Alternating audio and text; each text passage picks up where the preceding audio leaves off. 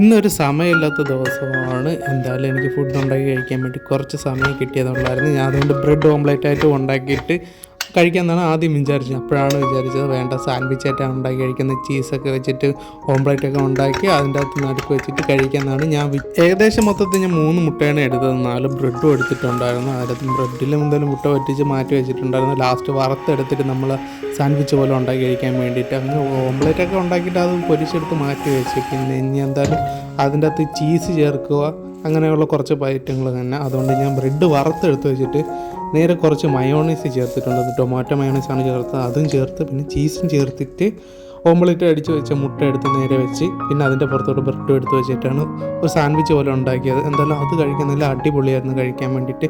2 ഉണ്ടാക്കിയിട്ടുണ്ടായിരുന്നു. 2 കഴിച്ചപ്പോൾ തന്നെ എനിക്ക് വയറ് മൊത്തത്തിൽ നിറഞ്ഞിട്ടുണ്ട്. പിന്നെ മെയിനായിട്ട് എടുത്ത് പറയേണ്ടത്, അന്നത്തെ രാത്രി എനിക്ക് നല്ല രീതിയിൽ മോശമായിരുന്നു കഴിച്ചേണ്ട. എനിക്ക് തോന്നുന്നു ഉണ്ടാക്കിയ രീതി ശരിയല്ലെന്ന് തോന്നുന്നു.